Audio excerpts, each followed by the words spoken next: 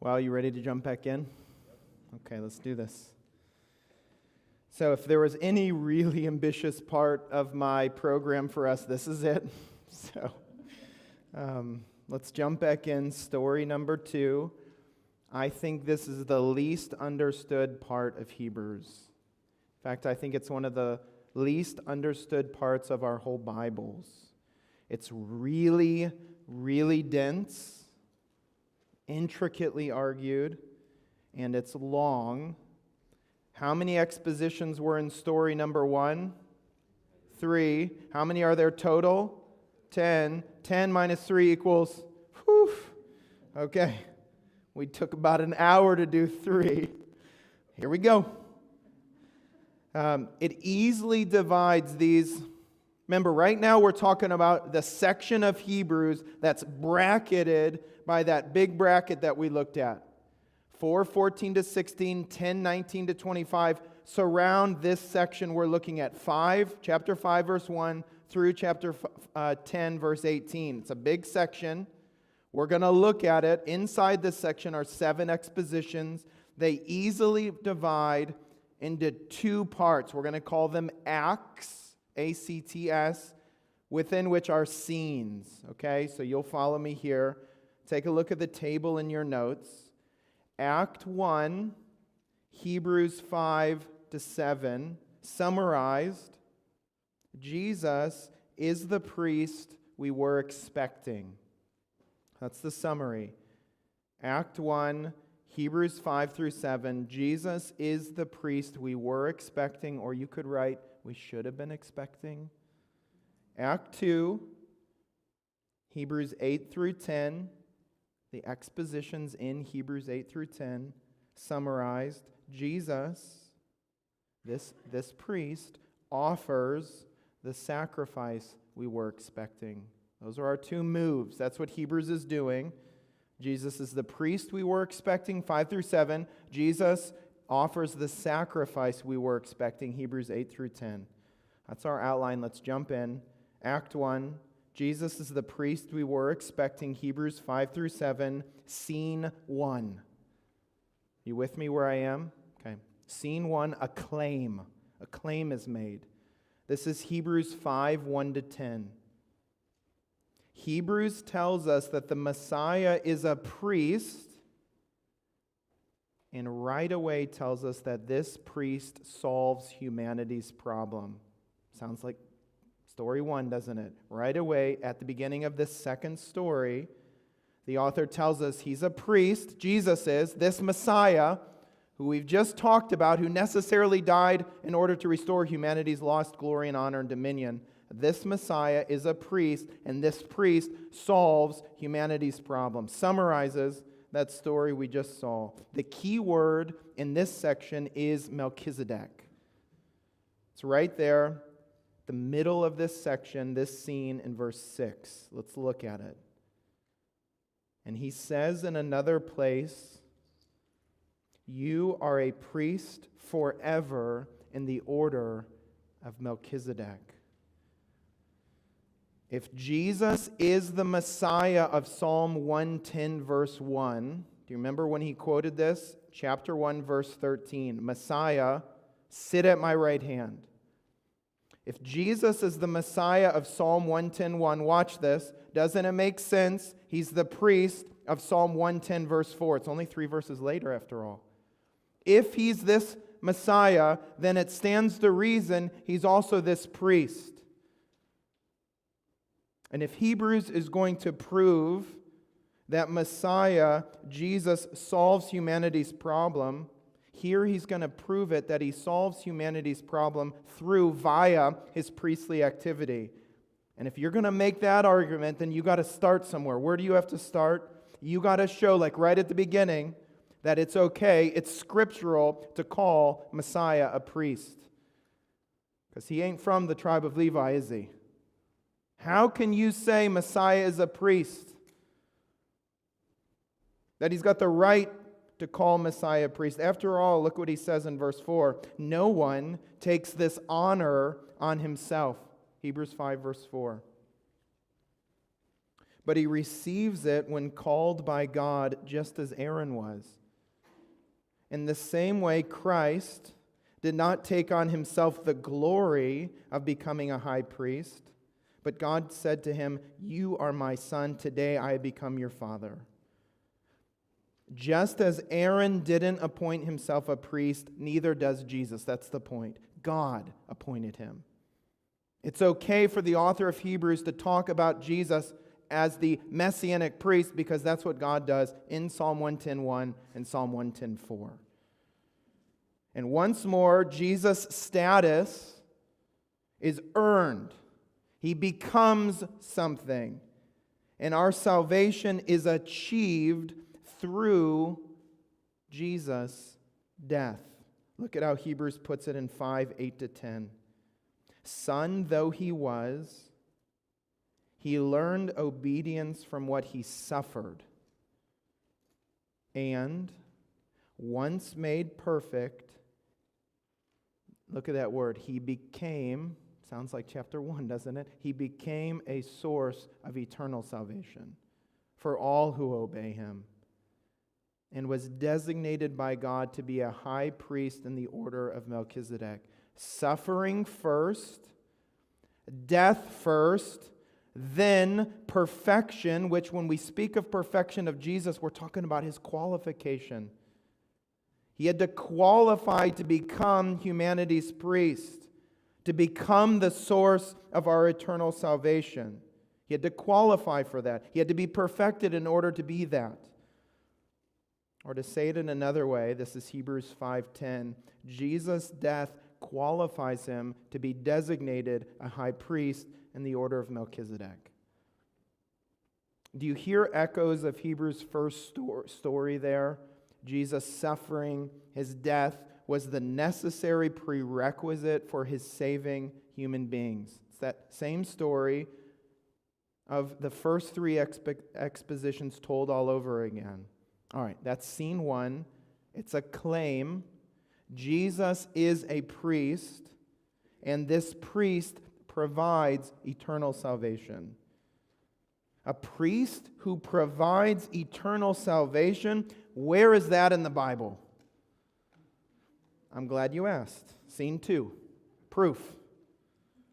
Scene 2, proof. That's what he's doing in this next scene. This is Hebrews 7, 1-10. I think this and the next scene are the two most misunderstood sections in Hebrews. So you tell me if I'm wrong. Scene 2, proof. This is Hebrews 7, 1-10. The key word here is greater. We see it there in verse 7, Hebrews 7:7. It's in your notes. And without a doubt, the lesser is blessed by the greater. That's the key word in this scene of Hebrews. He's proving that the priest provides eternal salvation, and he's starting by talking about the greatness of this priest. Greater, that's our key word. Here, Hebrews proves that Jesus' messianic priesthood, his Melchizedekian priesthood, was expected to be greater than Aaron's priesthood, which is to say, greater than Levi's priesthood. He's going to make that claim. The Messianic Melchizedekian priesthood is greater than that other priesthood you know about. That's all over the Old Testament, which is Levi's priesthood. He does this in a really interesting way. He draws a line from Melchizedek's mention in Psalm 110, verse 4, and he goes all the way back to the only other place in the Old Testament where Melchizedek is mentioned. You know where this is? Genesis chapter 14. He's reflecting on Psalm 110, verse 4, and he says, let me show you what we learn about this Melchizedek figure from the only other place in the Bible that mentions him. In Genesis 14, you probably remember, anybody read through their Bibles every year, one-year Bibles? You probably read through this back in January. In Genesis 14, Melchizedek meets Abraham when Abraham returns from rescuing Lot. You remember this story? He had been taken captive by kings in that region, And Abraham gathers his own men and goes and rescues Lot. That's how Hebrews sets the scene. Look at Hebrews 7, verse 1 in your notes. This Melchizedek was king of Salem and priest of God Most High. He met Abraham returning from the defeat of the kings and blessed him. So he meets Abraham and blesses him, and Abraham gives him a tenth, a tithe of the spoils that Abraham had won. Melchizedek blesses Abraham and says, "Thank you very much. I'll take that tithe." And Hebrews tells us that both of these actions show us that Melchizedek is greater than Abraham. Both should have led careful readers of Genesis 14 to anticipate the superiority of Melchizedek's priesthood. Let me explain. Remember, there's a certain glory associated with being a priest. Remember what he said in chapter 5, verse 5? Nobody takes this glory on themselves. Nobody takes this honor on themselves. You didn't take priesthood on yourself, this glory, this honor on yourself. God appoints you to it. Another way of talking about a priest's exalted status is simply to say that priests are above those they serve. In fact, this is how Hebrews says it in Hebrews 7, verse 5. Look at it in your notes. It's an exalted status to be a priest. There's a glory, an honor to it. Another way to talk about this exalted status is to say priests are above the people they serve. Now, the law requires the descendants of Levi who become priests to collect a tenth from the people. Notice, that is, from their fellow Israelites, even though they also are descended from Abraham. Do you see what he's saying? They get this privilege, don't they? Even though they're an Israelite like everybody else, they were nevertheless given the honor, the glory, the status of being a tithe collector. That's an honorable status. Not everybody gets it. You're distinguished from your fellow Israelites by that status. They had the right to collect tithes from their fellow citizens, but that's not all priests did.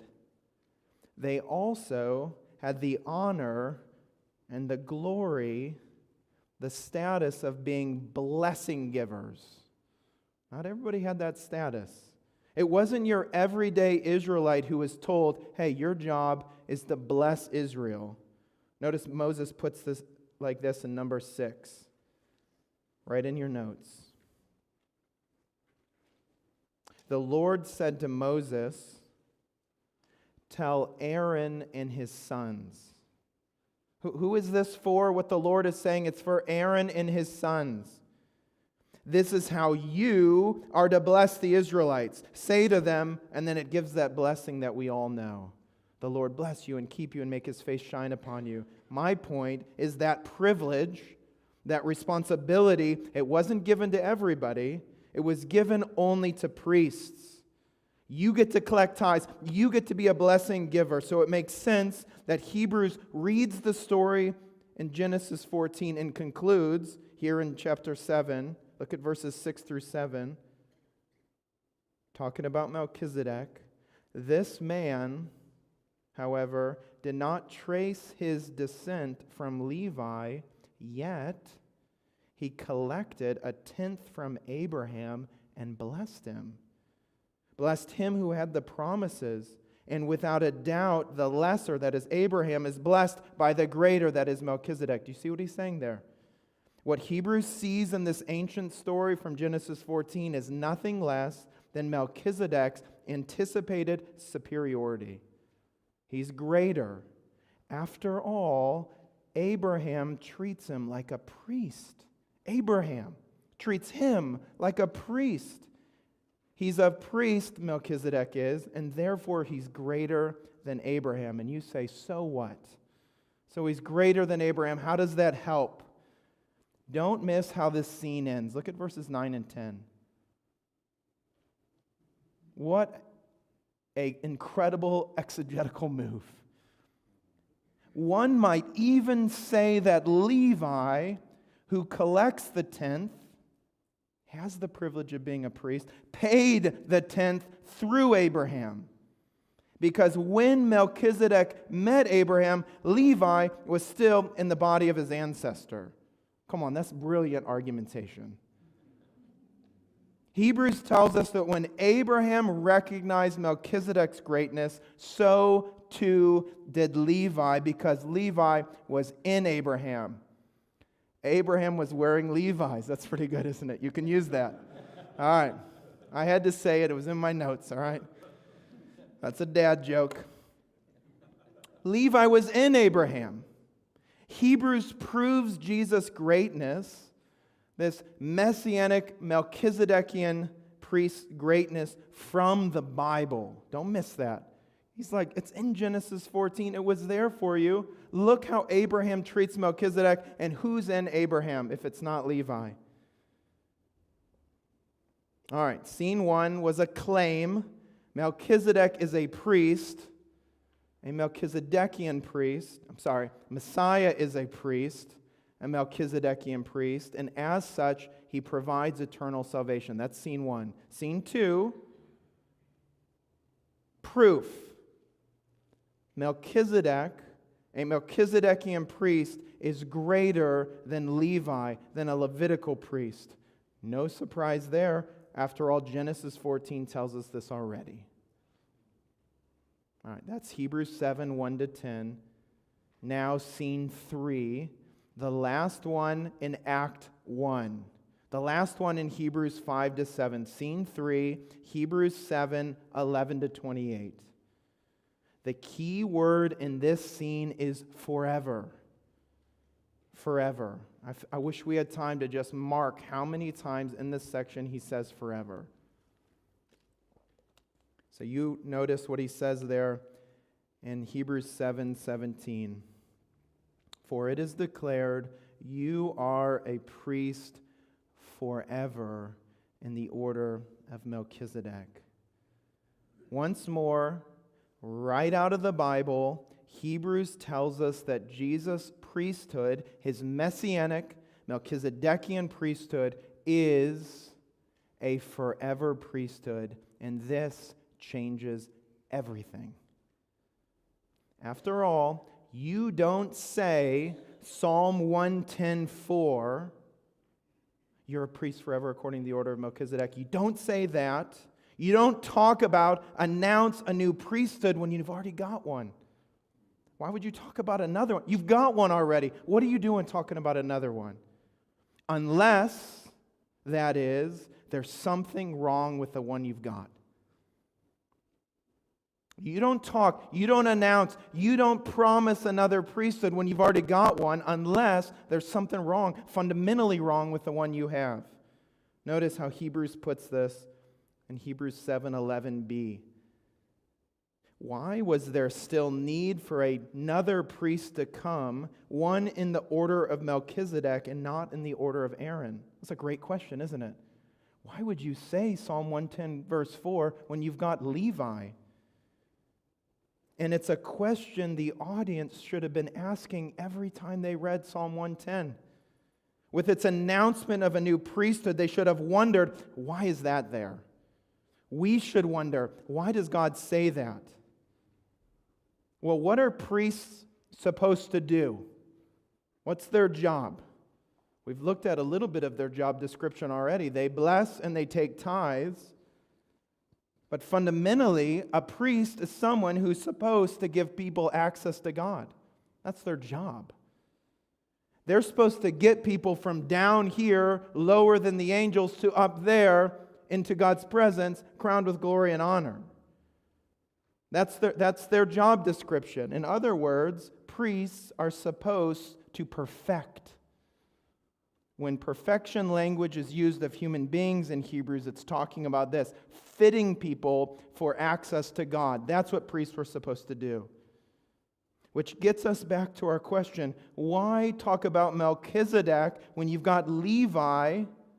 Notice once more Hebrews 7:11. Now the first part, if perfection could have been attained through the Levitical priesthood, and indeed the law was given to people to establish that priesthood, why was there still need for another priest to come?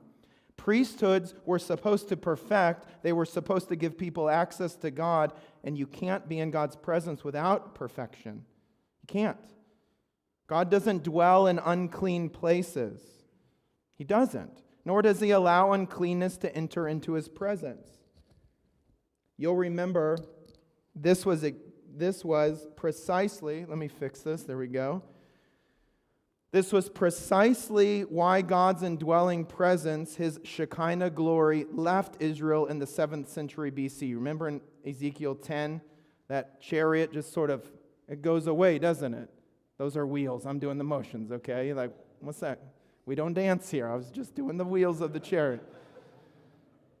In Ezekiel 10, that chariot rolls out of town, and that chariot represents God's Shekinah glory. And the sad thing is it's saying God is abandoning Israel. His glory, the thing that made Israel, Israel. A light on a hill was God's presence, and God's presence was leaving. Exile to Babylon was bad news, but what made it so bad was that God had left. Ichabod, right? Glory has departed. And that's why even when Israel returns to the promised land under Cyrus, their exile continues. Why do I say that? Because God's indwelling Shekinah glory never came back. It didn't fill Zerubbabel's temple. For God to return to Israel, something had to happen that would fundamentally change Israel's hearts and make them a place with whom and in which God could dwell. And that was something, according to Hebrews, that Levi and his mates, they simply couldn't do. They couldn't fit Israel for God's presence. They couldn't perfect Israel. And that's why God says what He says in Psalm 110, verse 4. That is why God promised a new priesthood.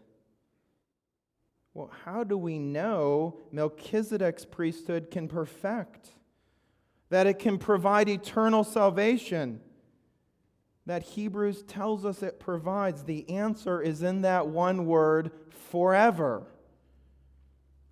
Again, Hebrews 7:17. For it is declared, you are a priest forever in the order of Melchizedek. If you only replace a priesthood because it can't perfect, what does it mean when God says Melchizedek's is forever? Do you see? If you only replace a priesthood because it can't get the job done, what does it mean when God says your priesthood will be forever? It means it won't be replaced, which means it will perfect. It's a brilliant stroke of logic. He said it's forever, which means it won't be replaced, which means it can perfect. A brilliant stroke of logic, and it's found, according to our author, already in his audience's Bible. It was right there. You could have read it for yourself. Psalm 110, verse 4. So, scene one was a claim. Messiah is a priest who, after suffering, provides eternal salvation. Scene two was a proof from Genesis 14 that Messiah's priesthood, Melchizedek's priesthood, is superior to Levi's. Scene 3 was more proof. Messiah's priesthood is greater precisely because Messiah's priesthood perfects. After all, it's a forever priesthood. And all this is already found in the Bible. All right. Messiah is indeed a priest who provides eternal salvation, who perfects. But how? That's what we want to know. Who says that Messiah had to perfect through his death? We get it. He will perfect. Why does it have to be that way? Does it feel like a question we've already answered? It does. That's why I'm saying he tells the same story twice. Once through the broad lens of creation and Adam and new Adam, now through a narrower lens of a priest and a better priest. Why does it have to be that he perfects through his death? We find the answer to that question in the second story's second act. So let's look at Act 2.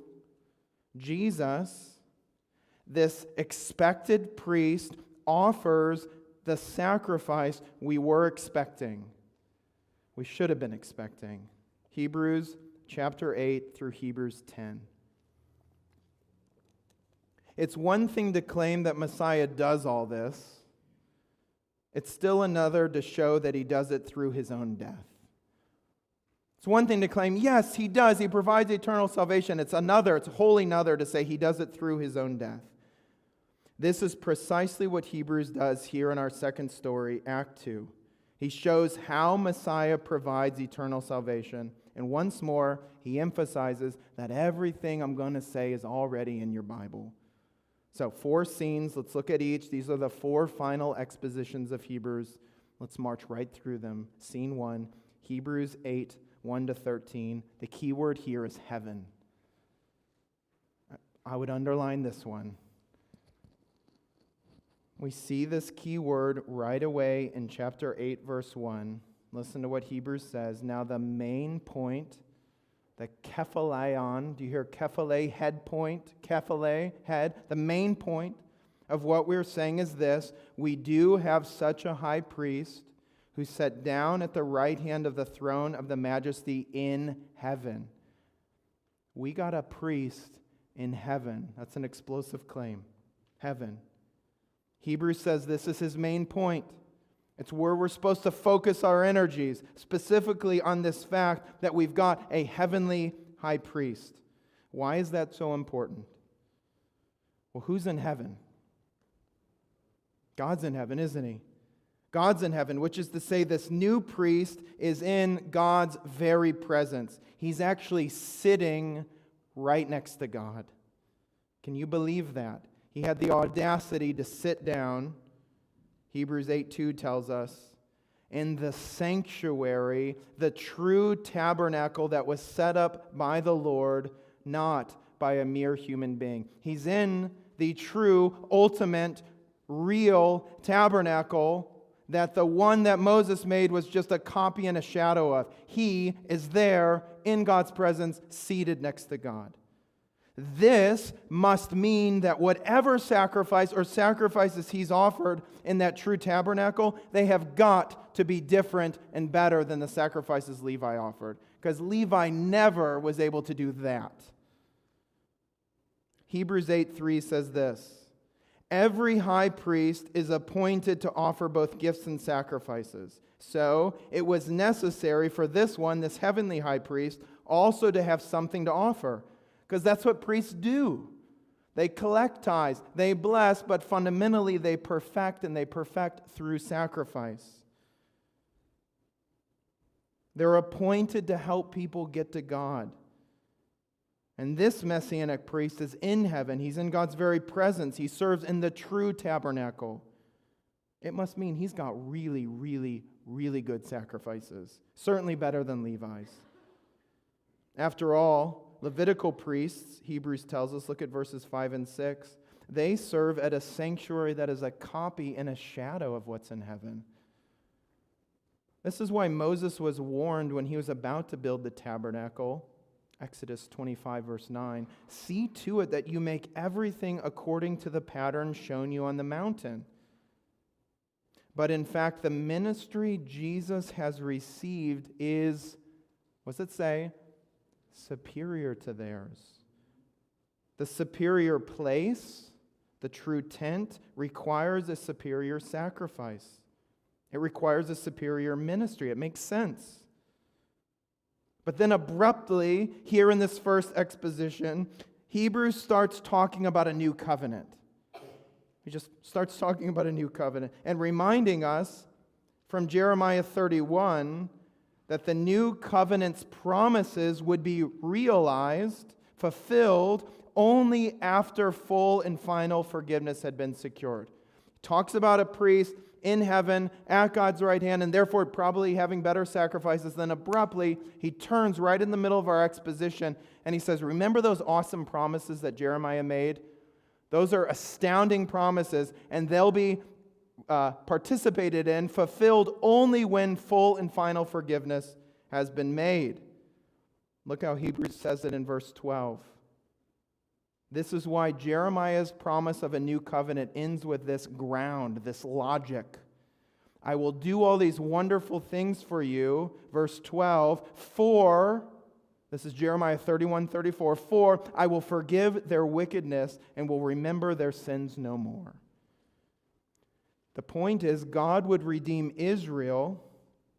He would once more be Israel's God and call them His people only after dealing with their sins. And with that, the scene ends, and we're wondering, how does His heavenly priesthood and this talk of a new covenant with its basis of full forgiveness, how do those relate? He doesn't tell us. He just sort of tantalizingly presents them both to us and then moves on. Hebrews doesn't yet say, but we wonder if this new covenant might not itself anticipate better sacrifices. After all, Levi's sacrifices could never make God forget sins, could it? No, never.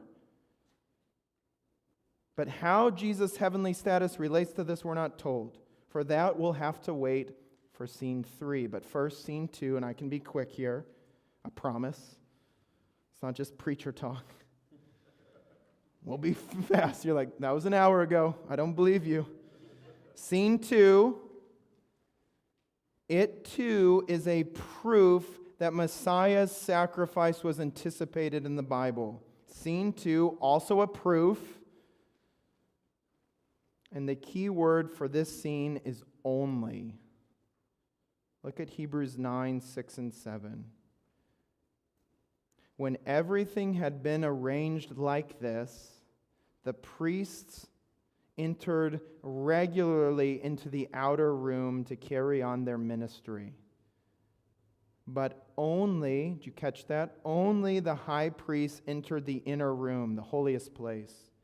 And that only once a year, and never without blood, or we could say, and only with a sacrifice, which he offered for himself and for the sins of the people had committed in ignorance. So our key word here is only.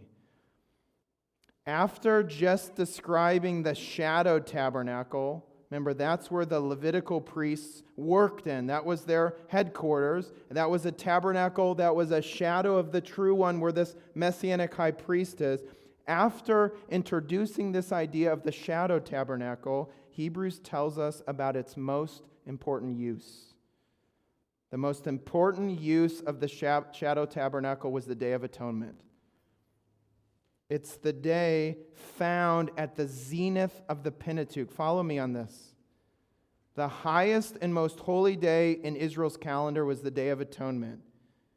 And I'm telling you that the entire Pentateuch has its theological, geographical center in Leviticus 16 and 17. What do I mean? If the Pentateuch, Genesis through Deuteronomy, is a mountain, then Leviticus 16 and 17, which is at the dead center of the Pentateuch, is the peak, the summit of that mountain. And the Pentateuch is mountain-shaped because a mountain dominates the story of the Pentateuch. What mountain is that? Sinai. Israel is there from Exodus 19 all the way through Numbers 10. That's a lot of the Pentateuch, isn't it? That mountain, its specter, its shadow is cast onto most of the Pentateuch. The Pentateuch story is told, we might say, under the shadow of Mount Sinai. Israel can't get to the promised land without first doing what? Summiting that mountain, crossing that mountain, theologically and topographically. Israel can't get to the promised land without first getting past Sinai. And it's at the peak of Sinai, at the peak of the Pentateuch, right smack dab in the middle, Leviticus 16 and 17, and the Day of Atonement, Israel's highest and most holy day. And on this day, Israel's sins were washed away. Why? So that God could stay in the camp.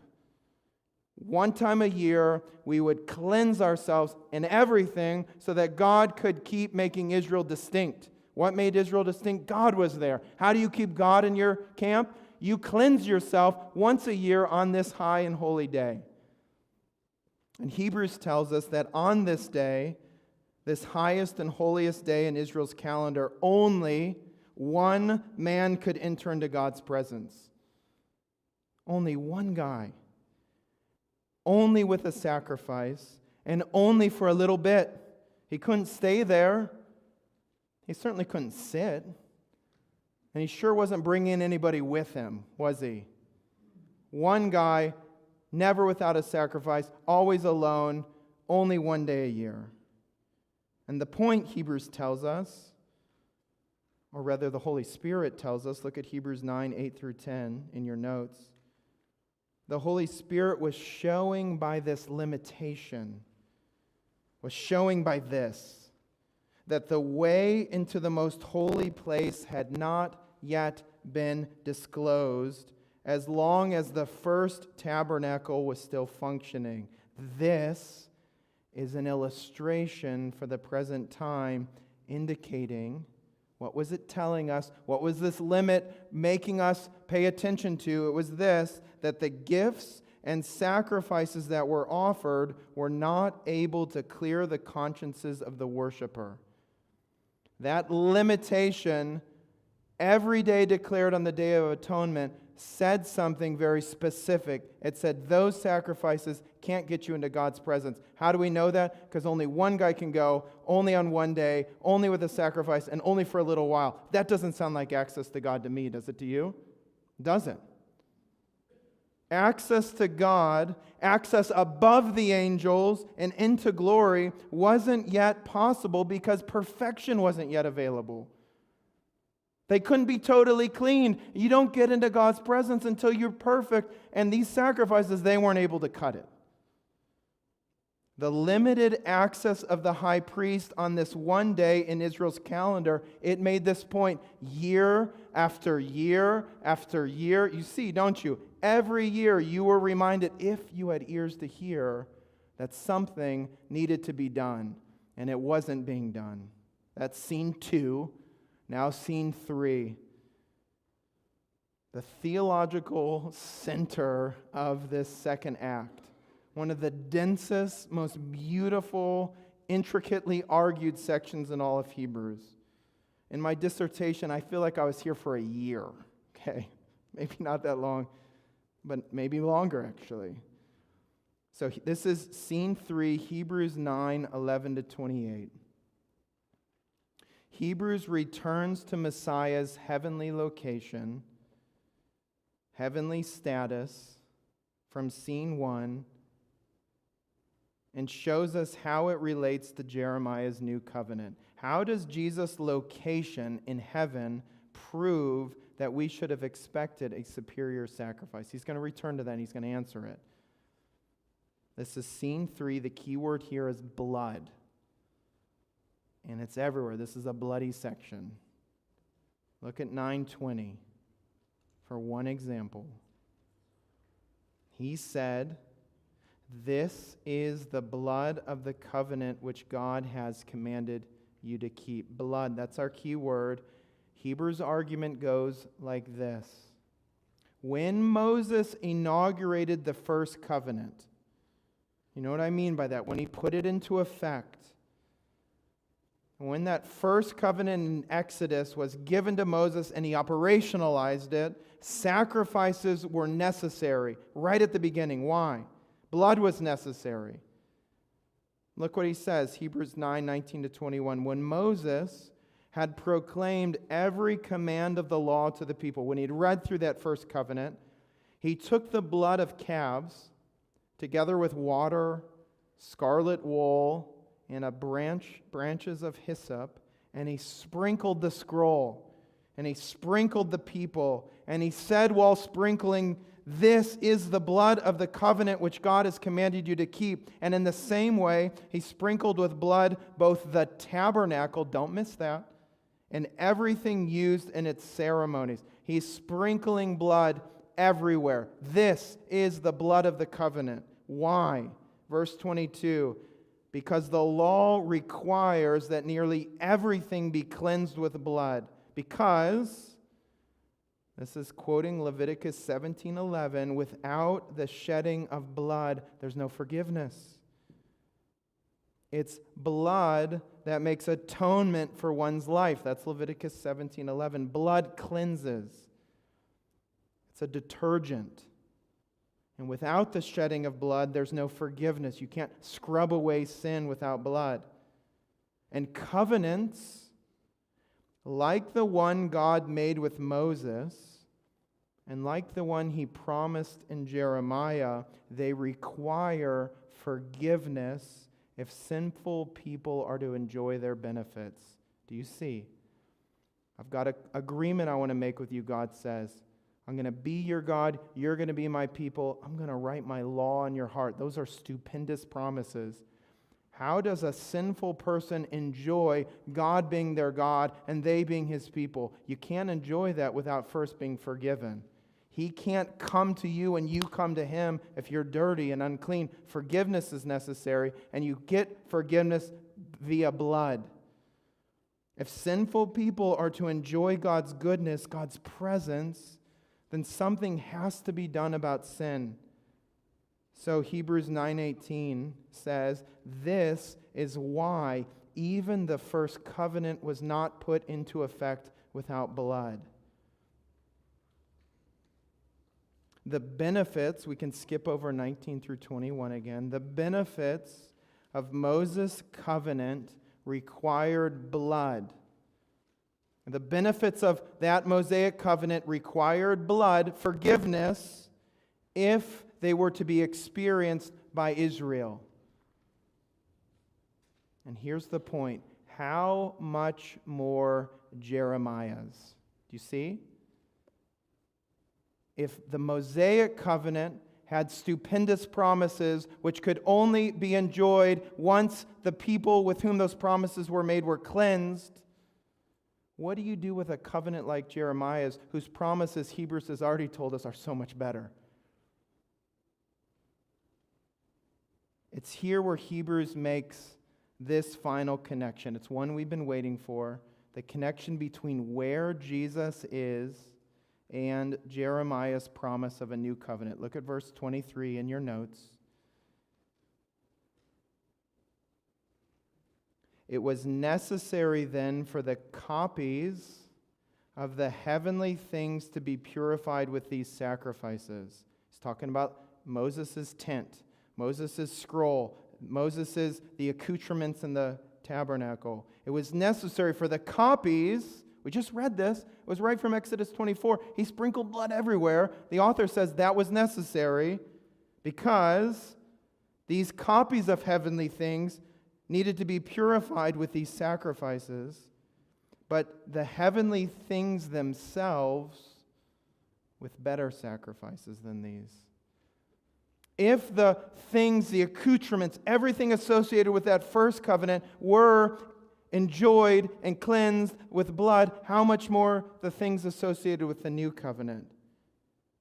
Everything associated with the new covenant must be cleansed, purified, atoned for, if that covenant's promises are to be enjoyed by sinful people. And in a stroke of exegetical insight, Hebrews says that is why Messiah's location matters.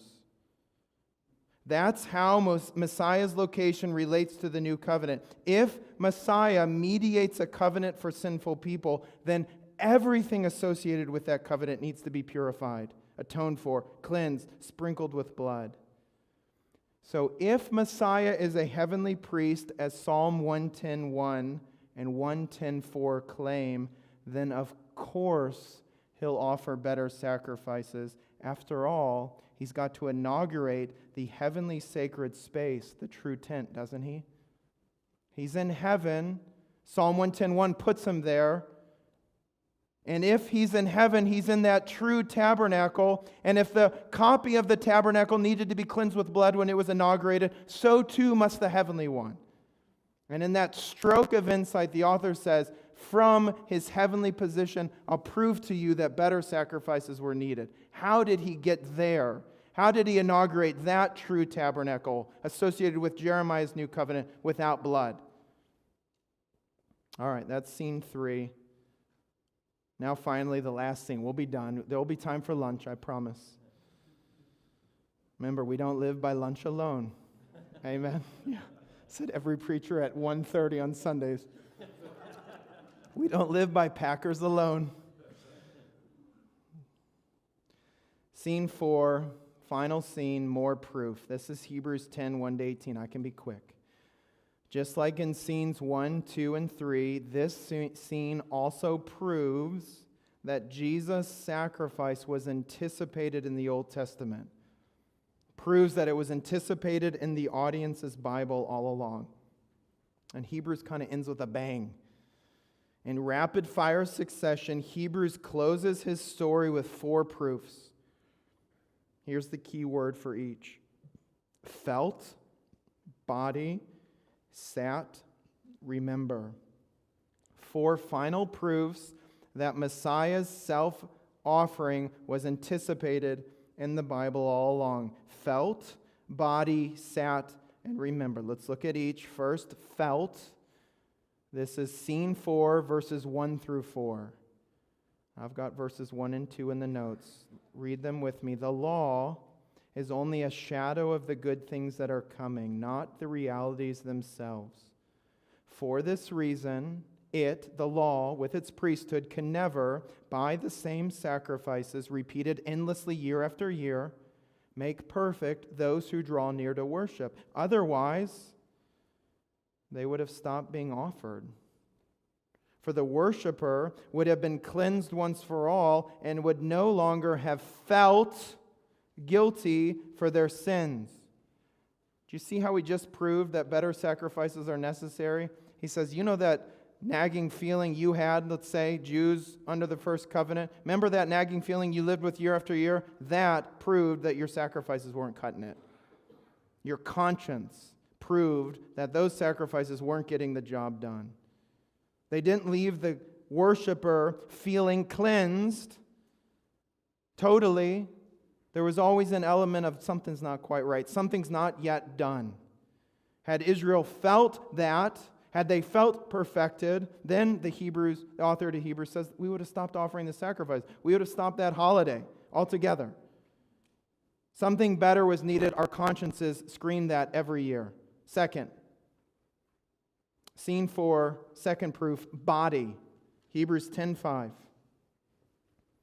Therefore, when Christ came into the world, he said, sacrifice and offering you did not desire, but a body you prepared for me. This is Psalm 40.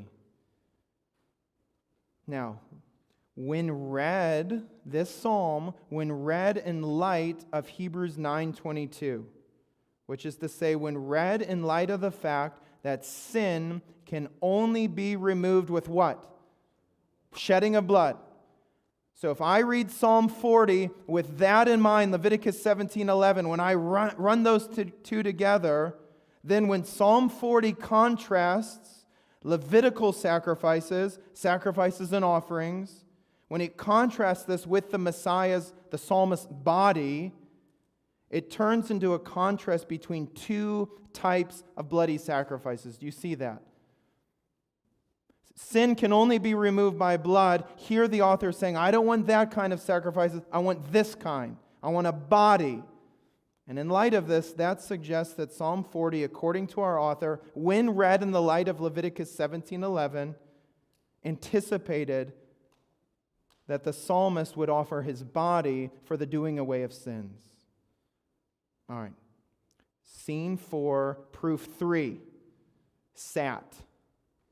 He's just ending with a rapid fire, isn't he? I'm going to prove it here. I'm going to prove it there. When they're done, he says, come on, what else do you have to doubt? Do you see what he's doing? Proof after proof after proof. What a great pastor. Third, sat. This is Hebrews 10:11-14. That's the key word. It's found in 10 verse 12. Once more, the author quotes Psalm 110. But when this priest had offered for all time one sacrifice for sins, he sat down. It's awesome. He's reading Psalm 110. He says, there's something else there I want to show you. Don't forget the verb. Levitical priests, they offered endless sacrifices. We just read about that. Jesus, the Messiah, sits. That must mean something. Don't you see? That his sacrificial work is done, that it's finished, that it's tetelestai. It's complete, it's done. I've done it. It must mean, this is verse 14, that by one sacrifice he made perfect forever those who are being made holy. If he can sit, that suggests something about the quality of his sacrifice. And the author to Hebrews says, don't miss that little word sat. Every word matters. All right, fourth proof and the fourth scene, last one, remember. That's the key word, remember. Fourth scene, Hebrews 10, 15 to 18, fourth proof. Take a look, Hebrews 10, 17, one more citation of Jeremiah 31. He says, I want to show you one more thing from that promise that God made through Jeremiah. Then he adds, the author's quoting Jeremiah 31, their sins and lawless acts I will remember no more.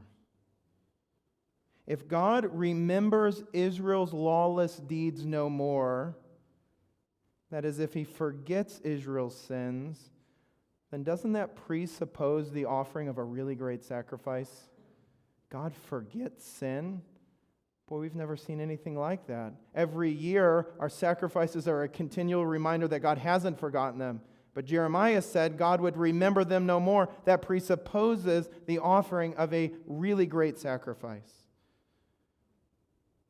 So Israel's guilty consciences, Psalm 40, Psalm 110, Jeremiah 31, all of these, a panoply of proof that Jesus' sacrifice was exactly what the readers should have expected all along. The long-awaited Messianic priest offers the sacrifice we should have expected. In other words, Hebrews urges his friends to hold on to Jesus. So, that's the story Hebrews tells. Number 2, it's the confession that he wants his audience to hold on to. Don't let go of that. Again, do you see what he's doing? That very thing at the heart of your doubt. How can you tell me the Messiah is a suffering Messiah? He says, I'll help you hold on to that by showing you in text after text after text that claim is precisely what God had said all along. And with that, it's time for lunch. So I'll let this guy come up and dismiss us.